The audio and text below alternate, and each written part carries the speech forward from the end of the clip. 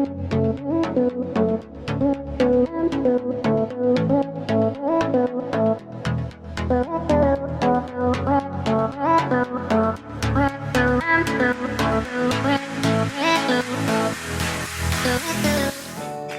guys! Kumusta? Kain tayo ng lunch. Sky flakes and coffee.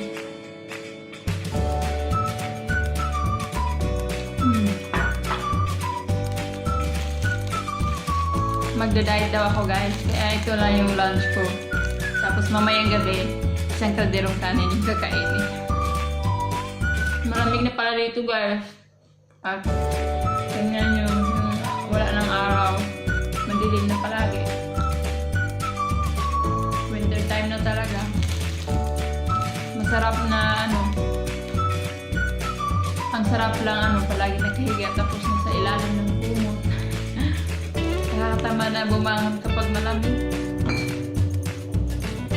Guys, naglalagay pala ako ng pipino or apple or kung ano-anong prutas man dyan guys sa tubig na iniinom namin para may lasa yung tubig. Wala akong nabili guys na lemon kaya ito na lang yung gagamitin ko. Lagyan lang ng konti.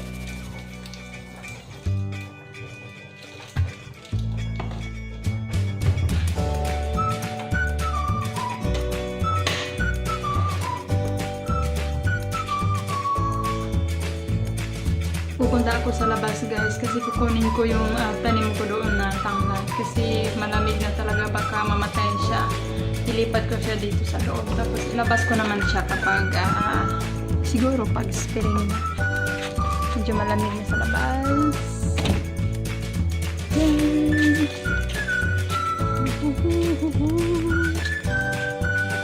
Sayang itong grapes guys. Nalanta na. Hindi na kasi hindi naman sayang kasi kakainin din ng mga ibon. Kinakain nila yung mga grapes guys. Ang dami. Buksan ko kaya. Hindi kaya sila nilipan. Ang dami, grabe. And guys, may tanim din ako ditong sili. Ayun. Kasi ang mahal doon sa Asian store kaya nagtanim na lang ako para syempre tipid na, hindi na tayo mapabili at ang dami ayan, palm tree.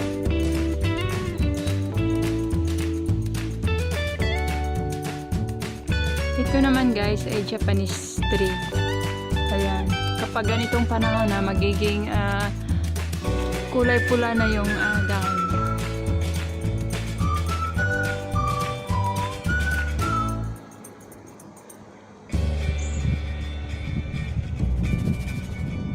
May atsal din pala ako dito guys. Ayan.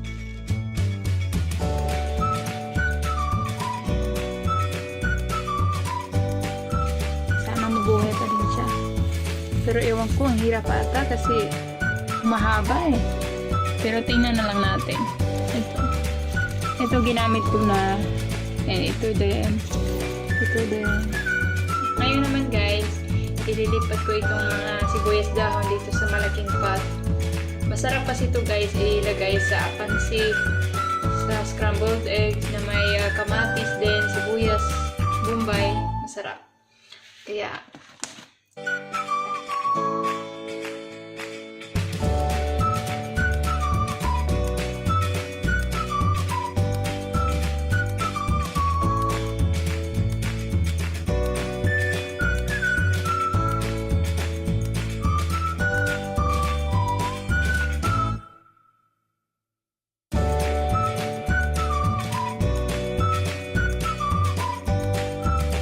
nailipat ko na pala dito sa loob ng bahay ang aking tanglad at mamaya siguro iakit ko siya sa taas doon sa kwarto na bakante.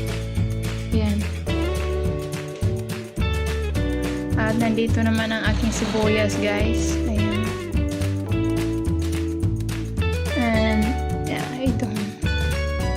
Ito naman, tanim yan ni Mr. Ayan. Hi everyone! Nandito tayo ngayon sa labas ng aming bahay upang mag-harvest ng grapes. Pero hindi ito sa amin, sa kapitbahay. Nanakawin ko lang. Bitaw guys, sabi nung kapitbahay namin, yung nandito sa amin, yung dyan naman sa